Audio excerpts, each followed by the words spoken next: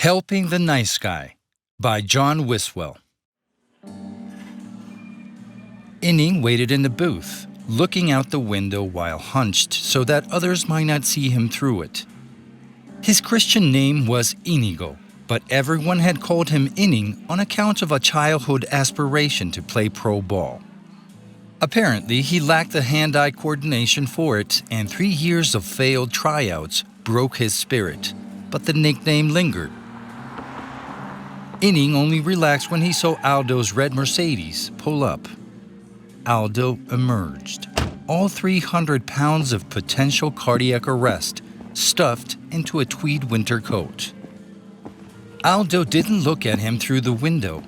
He didn't even look for him as he entered the restaurant, choosing instead to order his midday steak sandwich at the counter. After a minute of small talk with the pretty teen waitress who showed more interest in her cell phone, he waddled down the row of booths until he found Inning. "Good afternoon," he said. "Thank you for inviting me to lunch. It's been a while." "They set my car on fire." Aldo thumped his hand on the table to stop him. "Good afternoon," he said again. Then wedged his girth into the booth. His belly caught in the table and rose like bread dough. "Good afternoon," Inning said. The waitress finished texting and brought over a house beer. Aldo thanked her and she scampered to the back to make his order. The restaurant was suddenly vacant. Aldo said, "I presume this is about the nice guy." "They set my car on fire, Aldo.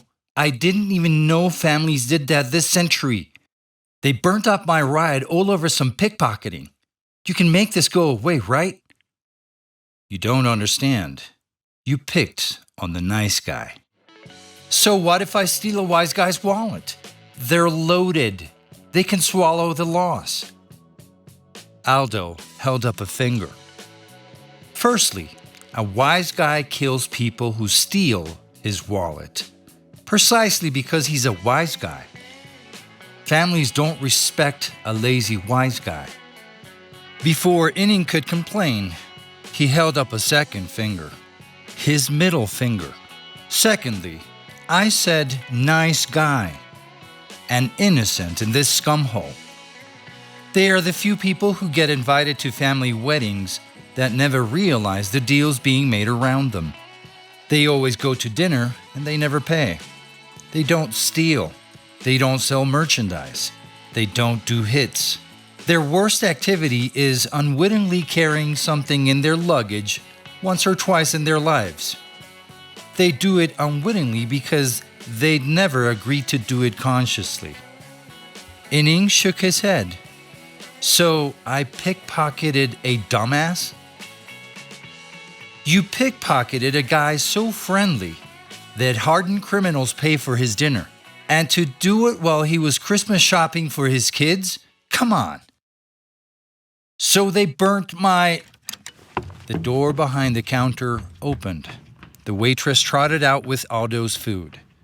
An instant of assuring her tip later, she was gone. Aldo bit in, taking a fifth of his long sandwich in one bite. Inning had ordered the same sandwich an hour ago, and more of it still sat on his plate that Aldo had left in his hands. "They can't possibly go after me over that. It's just a wallet. How did they even figure out I was the one who took it?" Using his credit cards was a bad idea, Aldo replied around a mouthful.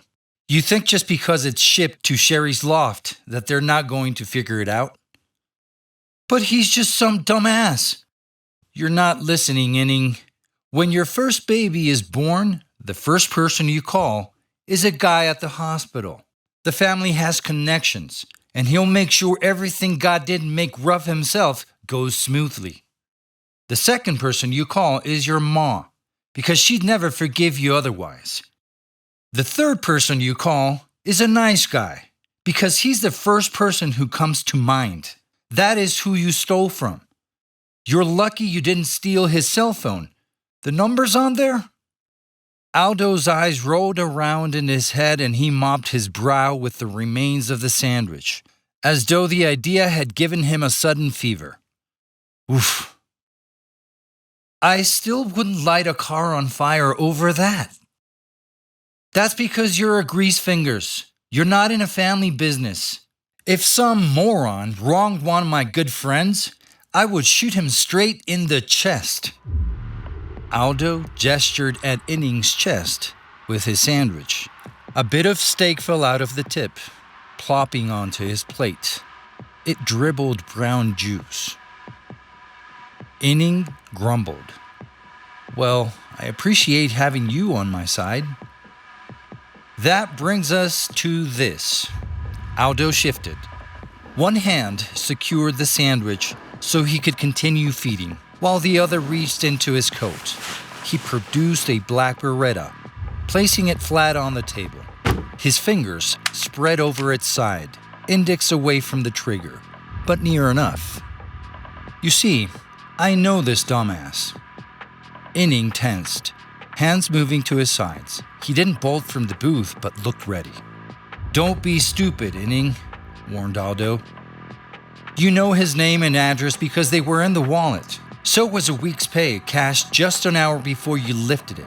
Since you already know where he lives, you're going to go give it back and apologize. The pickpocket remained tense. He looked like a deer immediately after hearing a rifle shot, trapped in that instant before leaping. Since he didn't speak, Aldo elaborated. If you do that, no one else will put a gun on a table near you, and the next car you lease will be less flammable. I make you this offer because you're my friend. Now, are you going to give him his wallet back? Inning pressed his lips together. Yes. With 2 weeks' pay in it? I thought it was 1 week's pay. 2 weeks' pay plus what you spent on his cards. You hand it all to him and say you found it under a bench in that mall. Inning looked at the black gun, then to his old friend. Aldo, why? Why did I beg them to wait until you left the car to torch it? Or why am I giving you such a stellar advice when I could be bored at home? Inning didn't answer. Aldo finished his sandwich, licked his fingers, and took a long pull on the beer. I am doing this because when Aldo Jr. was born, this dumbass was the third person I called. Inning wiped his sweat from his palms, then put them together like he was praying at the fat man. I'll go today. I'll go to the bank first, then to his house. I'll tell him I found it in the mall bathroom, next to the toilet. Things fall out of pockets in there all the time. I only opened it to find the owner. I hope everything is in there. Thank you, Inning. Aldo gathered the gun into his coat. As though answering either the prayer or the departure of the gun, the front door jingled with the first true lunch hour patrons. You can go now if you want. It's a long walk. I'll pick up the check.